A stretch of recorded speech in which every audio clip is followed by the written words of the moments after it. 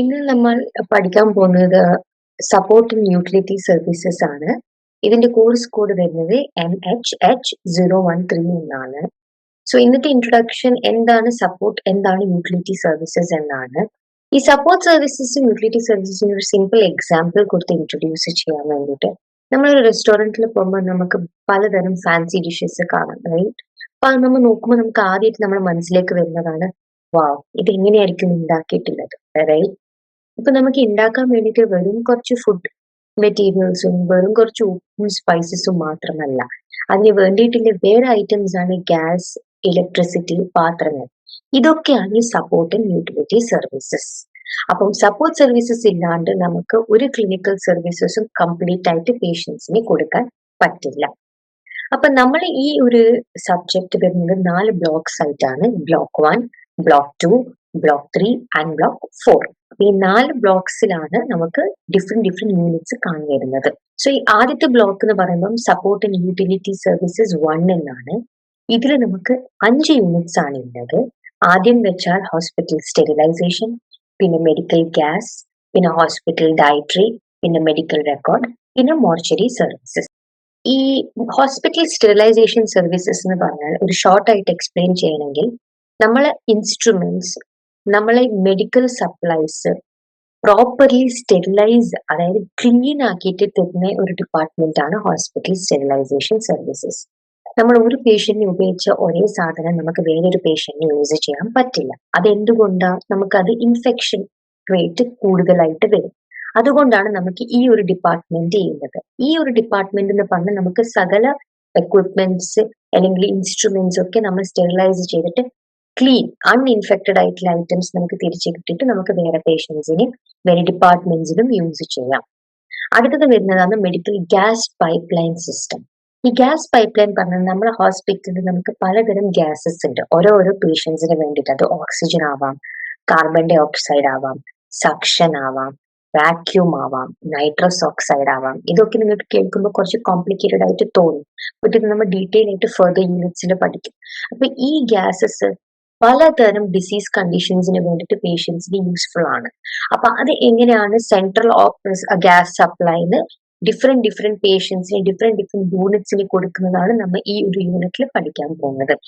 മൂന്നാമത്തെ യൂണിറ്റ് ആണ് hospital dietary services. Food എപ്പോഴും ഭയങ്കര ആശ്ചര്യപ്പെടുന്ന ഒരു കോൺസെപ്റ്റ് ആണ്. അപ്പൊ നമ്മൾ ഹോസ്പിറ്റലിൽ ഫുഡ് എന്ന് പറയുന്ന ഒരു കോൺസെപ്റ്റ് വളരെ ഇമ്പോർട്ടന്റ് ആണ്. അപ്പം ഈ ഹോസ്പിറ്റൽ ഡയറ്ററി സർവീസസ് എന്ന് പറഞ്ഞിട്ടുണ്ടെങ്കിൽ ചില പേഷ്യൻസ്, എസ്പെഷ്യലി സർജറി ഒക്കെ കഴിഞ്ഞിട്ടുള്ള പേഷ്യൻസിന് സോളിഡ്, അതായത് ഹാർഡ് ഫുഡ് കഴിക്കാൻ ഭയങ്കര ബുദ്ധിമുട്ടായിരിക്കും. അപ്പൊ അവർക്ക് വേണ്ടിയിട്ട് നമ്മൾ പേഴ്സണലൈസ്ഡ് ആയിട്ടുള്ള ഒരു ഡിഫറെന്റ് ഫുഡ് മെറ്റീരിയൽ അല്ലെങ്കിൽ ഫുഡ് ഡയറ്റ് ആയിരിക്കും നമ്മൾ കൊടുക്കാൻ പോകുന്നത്. അത് എങ്ങനെയാണ്, എന്തൊക്കെ ഡിഫറെന്റ് ടൈപ്സ് ഓഫ് ഡയറ്റ് ഉണ്ടെന്നാണ് നമ്മൾ ഈ ഒരു യൂണിറ്റിൽ പഠിക്കാൻ പോകുന്നത്. അടുത്ത യൂണിറ്റ് ആണ് മെഡിക്കൽ റെക്കോർഡ് സർവീസസ്. അതായത് എല്ലാ പേഷ്യന്റും ഫസ്റ്റ് ഡേ തൊട്ട് ലാസ്റ്റ് ഡേ വരെ എന്തൊക്കെ ടെസ്റ്റ് ചെയ്തു, എന്തൊക്കെ ഡയഗ്നോസിസ് ചെയ്തു, എന്തൊക്കെ ട്രീറ്റ്മെന്റ് ചെയ്തു, എത്ര മെഡിസിൻസ് എടുത്തു, എല്ലാം ഡീറ്റെയിൽ ആയിട്ട് സ്റ്റോർ ചെയ്യുന്ന ഒരു റെക്കോർഡാണ് മെഡിക്കൽ റെക്കോർഡ്. മെഡിക്കൽ എന്ന് പറഞ്ഞാൽ മെഡിക്കൽ റീസൺസിന് വേണ്ടിയിട്ട് നമ്മൾ റെക്കോർഡ് ചെയ്യുന്നതാണ് മെഡിക്കൽ റെക്കോർഡ്. അതിനെപ്പറ്റി നമ്മൾ ഡീറ്റെയിൽ ആയിട്ടായിരിക്കും ഈ ഒരു യൂണിറ്റിൽ പഠിക്കാൻ പോകുന്നത്. അടുത്തത് ലാസ്റ്റ് യൂണിറ്റ് ഓഫ് ബ്ലോക്ക് 1 ആണ് മോർച്ചറി സർവീസസ്. അപ്പൊ നമ്മ ജീവനോടെ ഇല്ല ഒരാളെ ട്രീറ്റ് ചെയ്യുന്ന പോലെ ഏറ്റവും ഇമ്പോർട്ടന്റ് ആണ് ജീവനില്ലാത്ത ഒരാളെയും ട്രീറ്റ് ചെയ്യുന്നത്. അത് ഫുൾ റെസ്പെക്ട് ആൻഡ് ഡിഗ്നിറ്റി വെച്ചിട്ടായിരിക്കണം നമ്മൾ ഒരു ജീവനില്ലാത്ത ഒരാളും ട്രീറ്റ് ചെയ്യേണ്ടത്. അതാണ് നമ്മൾ ഈ മോർച്ചറി സർവീസസിൽ പഠിക്കാൻ പോകുന്നത്. രണ്ടാമത്തെ ബ്ലോക്ക് ആണ് സപ്പോർട്ട് ആൻഡ് യൂട്ടിലിറ്റി സർവീസസ് 2. ഈ support and utility services 2 4 units ആണ് വരുന്നത്. ആദ്യത്തത് ലിനൻ ആൻഡ് ലോണ്ടറി, രണ്ടാമത്തെ ഹോസ്പിറ്റൽ ട്രാൻസ്പോർട്ടേഷൻ, മൂന്നാമത്തത് സാനിറ്റൈസേഷൻ ആൻഡ് ഹൗസ് കീപ്പിംഗ്, നാലാമത്തത് ഹെൽത്ത് കെയർ അല്ലെങ്കിൽ ഹോസ്പിറ്റൽ വേസ്റ്റ് മാനേജ്മെന്റ്. ഈ ലിനൻ ആൻഡ് ലോണ്ടറി സർവീസസ് എന്ന് പറഞ്ഞിട്ടുണ്ടെങ്കിൽ നമ്മുടെ ഹോസ്പിറ്റലിൽ പലതരം ലിനൻ, അതായത് ഡ്രസ് മെറ്റീരിയൽ ആവട്ടെ, കേർട്ടൻസ് ആവട്ടെ, പില്ലോ കവർ ആവട്ടെ, ബെഡ് കവേഴ്സ് ആവട്ടെ, ഇതൊക്കെ ക്ലോത്ത് മെറ്റീരിയൽ ആണ്.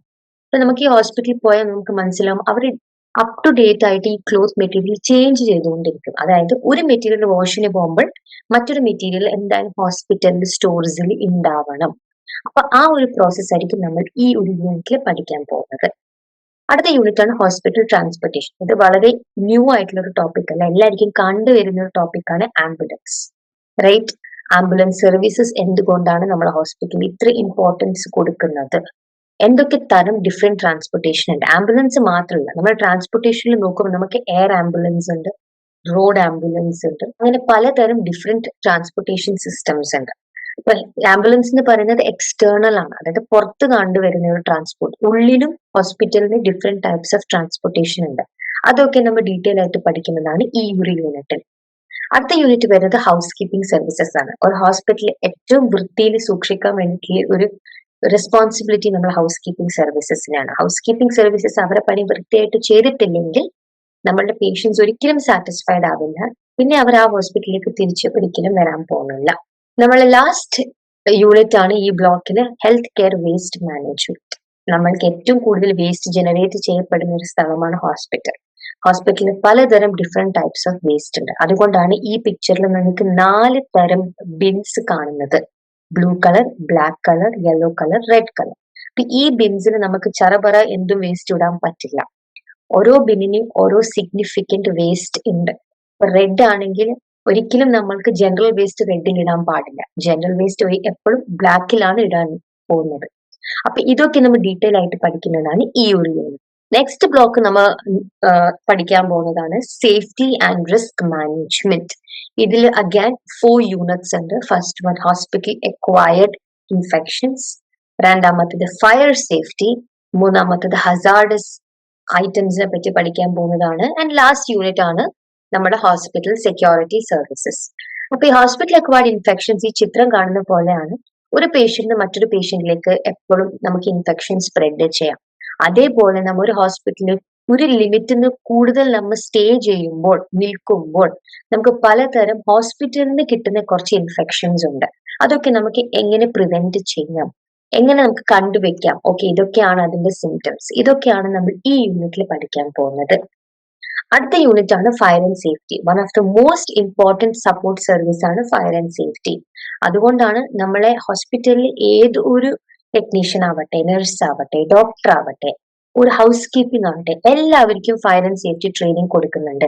Because hospital is A very unpredictable place. നമുക്ക് എപ്പോഴാണ് ഇങ്ങനത്തെ ഒരു ഡിസാസ്റ്റർ വരാൻ പറ്റുന്ന അറിയില്ല. അതുകൊണ്ട് നമ്മൾ എപ്പോഴും ഫയർ എങ്ങനെ നമുക്ക് കെടുത്താം, അതാണ് നമ്മൾ ഈ ഫയർ സേഫ്റ്റിയിൽ പഠിക്കാൻ പോകുന്നത്. നെക്സ്റ്റ് യൂണിറ്റ് ആണ് ഹസാർഡ്സ്. ഹസാർഡ്സ് എന്ന് പറയുന്നത് ചില ഹാംഫുൾ ഐറ്റംസ് അല്ലെങ്കിൽ സബ്സ്റ്റൻസസ് നമുക്ക് എങ്ങനെ ഐഡന്റിഫൈ ചെയ്യാം, എന്നിട്ട് നമുക്ക് അതിൽ നിന്ന് വരുന്ന പ്രോബ്ലംസ് എങ്ങനെ നിർത്താം, അല്ലെങ്കിൽ എങ്ങനെ പ്രിവെന്റ് ചെയ്യാം, അതാണ് നമ്മൾ ഈ യൂണിറ്റിൽ പഠിക്കാൻ പോകുന്നത്. And last unit of this block is security services. Security ഒരു പില്ലർ ആണ് ഒരു ഹോസ്പിറ്റലിന്. എല്ലാവരും പറയും അതൊരു ലീസ്റ്റ് ഇമ്പോർട്ടൻറ്റ് സെക്ടർ ആണെന്ന്, ബട്ട് നോ, അതാണ് ഏറ്റവും ഇമ്പോർട്ടൻറ്റ് സെക്ടർ. ഏതൊരു മാസ് കാഷ്വാലിറ്റി ആവട്ടെ, ഒരു ആക്സിഡന്റ് ആവട്ടെ, ഒരു ഡിസാസ്റ്റർ ആവട്ടെ, പോട്ടെ, ഒരു വയലേഷൻ ആവട്ടെ, ഒരു ഫൈറ്റ് ആവട്ടെ, ഇതിനൊക്കെ മുൻകൂട്ടി നിൽക്കുന്നതാണ് നമ്മളെ സെക്യൂരിറ്റി സർവീസസ്. അപ്പൊ നമുക്ക് എങ്ങനെയാണ് ഒരു സെക്യൂരിറ്റി, ഒരു നല്ലൊരു കാലിബർ ആൻഡ് റെസ്പോൺസിബിൾ ആയിട്ടുള്ള ഒരു സെക്യൂരിറ്റിനെ അപ്പോയിന്റ് ചെയ്യാൻ പറ്റുക, ഇതൊക്കെയാണ് നമ്മൾ ഈ ഒരു യൂണിറ്റിൽ പഠിക്കാൻ പോകുന്നത്. നെക്സ്റ്റ് ദ ലാസ്റ്റ് ബ്ലോക്ക് ആണ് പേഷ്യന്റ് സേഫ്റ്റി. പേഷ്യന്റ് സേഫ്റ്റിയിൽ 3 യൂണിറ്റ്സ് ആണ് എഴുതി. ഈ 3 യൂണിറ്റ്സും എങ്ങനെ നമുക്ക് പേഷ്യന്റ് സേഫ്റ്റിക്ക് ഇമ്പോർട്ടൻസ് കൊടുക്കാം, അവർക്ക് മാക്സിമം സാറ്റിസ്ഫാക്ഷൻ കൊടുക്കാം എന്നാണ് നമ്മൾ പഠിക്കാൻ പോകുന്നത്. സോ ഫസ്റ്റ് വൺ ആണ് concepts of patient safety and patient quality. ഇതെന്ന് പറയുന്നത് നമ്മൾ എങ്ങനെയാണ് പേഷ്യന്റിന് മാക്സിമം സേഫ്റ്റി കൊടുക്കാം, മാക്സിമം ഇൻസിഡൻസ് കുറക്കാം, എങ്ങനെയാണ് നമുക്ക് ഒരു പ്രോപ്പർ ക്വാളിറ്റി കെയർ കൊടുക്കാൻ പറ്റുന്ന പേഷ്യൻസിന്, ഇതൊക്കെയാണ് നമ്മൾ ഈ ഒരു യൂണിറ്റിൽ പഠിക്കാൻ പോകുന്നത്. അതായത് നമ്മൾക്ക് ഈ പേഷ്യൻസിന്റെ പെർസ്പെക്റ്റീവ് വെച്ച് ചിന്തിക്കുമ്പോൾ ചില പേഷ്യൻസിന് ചില കാര്യങ്ങൾ വളരെ ഇമ്പോർട്ടന്റ് ആയിട്ട് ഒബ്സർവ് ചെയ്യും. ഓക്കെ, അത് ഇപ്പോൾ ക്ലെൻലിനെസ് ആവട്ടെ, സ്റ്റാഫിന്റെ പെരുമാറ്റം ആവട്ടെ, കമ്മ്യൂണിക്കേഷൻ ആവട്ടെ, ഇതൊക്കെ നമ്മൾ ഐഡന്റിഫൈ ചെയ്ത് ബേസിക്കലി പേഷ്യന്റിന് ഒരു ബെറ്റർ എക്സ്പീരിയൻസ് കൊടുക്കുന്നതാണ് ഈ ഒരു യൂണിറ്റിൽ നമ്മൾ പഠിക്കാൻ പോകുന്നത്. അടുത്ത ഒരു യൂണിറ്റ് പറഞ്ഞാൽ വളരെ ഇമ്പോർട്ടന്റ് ക്രൂഷ്യൽ ആണ് പേഷ്യന്റ് സേഫ്റ്റിയിൽ. ഈ ഒരു യൂണിറ്റിൽ നമ്മൾ 3 ഡൊമൈൻസിനെ പറ്റിയാണ് പഠിക്കാൻ പോകുന്നത്. ഡൊമൈൻസ് എന്ന് പറഞ്ഞാൽ 3 ഘടകങ്ങൾ. ആദ്യത്തേതാണ് ക്വാളിറ്റി കൺട്രോൾ, രണ്ടാമത്തേതാണ് ക്വാളിറ്റി അഷ്വറൻസ്, മൂന്നാമത്തേതാണ് ക്വാളിറ്റി ഇംപ്രൂവ്മെന്റ്. ഒന്നും കൂടെ റിപ്പീറ്റ് ചെയ്യാം: quality control QC, quality assurance QA, quality improvement QI. ഇതാണ് നമ്മൾ ബേസിക്കലി ഈ ഒരു യൂണിറ്റിൽ പഠിക്കാൻ പോകുന്നത്. ആൻഡ് നമ്മുടെ ലാസ്റ്റ് യൂണിറ്റ് ആണ് അക്രഡിറ്റേഷൻ. അപ്പൊ എല്ലാ ഹോസ്പിറ്റലിനും ഒരു സേഫ്റ്റി, ഒരു ബെറ്റർ ക്വാളിറ്റി കെയർ കൊടുക്കാൻ പറ്റുന്നത് ഈ ഒരു ഓപ്ഷൻ കൊണ്ടാണ്. ഇപ്പൊ അക്രഡിറ്റേഷൻ പറഞ്ഞാൽ ഒഫീഷ്യലി നമ്മളെ hospital is certified to give best patient care. അപ്പൊ നമ്മൾ പലതരം അക്രഡിറ്റേഷൻ സിസ്റ്റംസ് കേട്ടിട്ടുണ്ടാവും. For example NABH, NABL, ISQA, JCI. ഇതൊക്കെ നമ്മൾ ഡീറ്റെയിൽ ആയിട്ട് പഠിക്കാൻ പോകുന്നത് ഈ ഒരു യൂണിറ്റ് കൊണ്ടാണ്. അപ്പൊ ഇതാണ് ഒരു gist of what our support in utility services is. അപ്പൊ ഫസ്റ്റില് സപ്പോർട്ട് ഇൻ യൂട്ടിലിറ്റി സർവീസസ് 1 ആണ് നമ്മൾ ആദ്യത്തെ ചാപ്റ്റർ. സെക്കൻഡ് ആണ് സപ്പോർട്ട് ഇൻ യൂട്ടിലിറ്റി സർവീസസ് 2. പിന്നെ നമ്മൾ സേഫ്റ്റി ആൻഡ് റിസ്ക് മാനേജ്മെന്റ് പഠിക്കുന്നുണ്ട്. പിന്നെ നമ്മൾ accreditation, perspectives of patient safety and quality പഠിക്കുന്നുണ്ട്.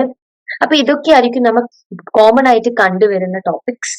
സോ ഫർദർ ക്ലാസ്സസിൽ ഈച്ച് യൂണിറ്റ് എന്താണെന്ന് നമുക്ക് ഡീറ്റെയിൽ ആയിട്ട് പഠിക്കാൻ പറ്റും. So thank U.